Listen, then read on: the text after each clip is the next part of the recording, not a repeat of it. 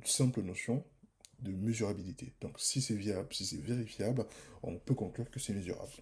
Et dans cette vidéo, du coup, on va parler de ces trois critères indispensables. Donc, ces trois critères indispensables euh, qui vont vous permettre, qui vont vous permettre, voilà, de savoir si votre projet d'étude, il est réaliste ou pas.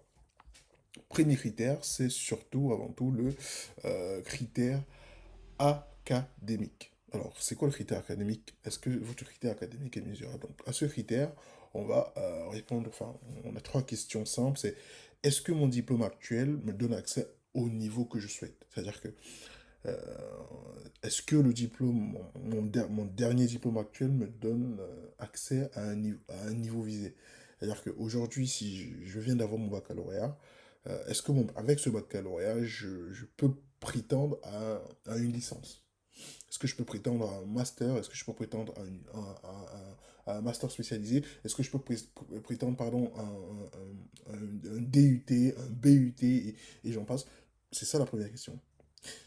Est-ce que les matières, est-ce que mes matières correspondent aux prérequis?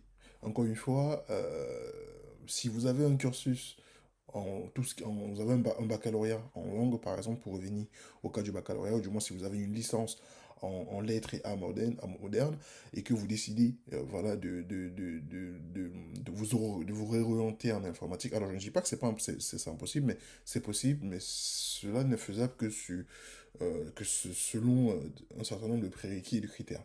N'empêche, la deuxième question, c'est de savoir est-ce que mes matières correspondent à mes prérequis. Et enfin, toujours dans la cohérence, pardon, académique, est-ce que ma moyenne, ah ben oui, il y a la question de la moyenne. Il y a beaucoup d'étudiants qui pensent que, alors, beaucoup d'élèves aussi, vu que la cible de base sont, la grosse cible, enfin,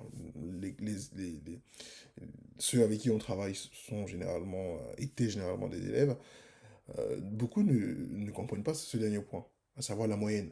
Est-ce que ma moyenne est compatible avec ce que je veux, avec le choix de ma formation, des matières, enfin, est-ce que j'ai les moyennes qu'il faut? C'est-à-dire que ce n'est pas parce que vous avez un baccalauréat D, c'est-à-dire que pour ceux qui sont dans la francophonie, on a A, C, D, donc D, tout ce qui est sciences de la vie et de la terre, et etc. Ce n'est pas parce que vous avez ce baccalauréat que ça veut forcément dire que vous pouvez prétendre à des études de médecin. Si vous avez, je dis un truc tout bête, vous avez un baccalauréat C, encore une fois, pour revenir à mon cas, parce que moi également j'ai un baccalauréat C général. Si vous avez un baccalauréat C et que vous prétendez à, alors un baccalauréat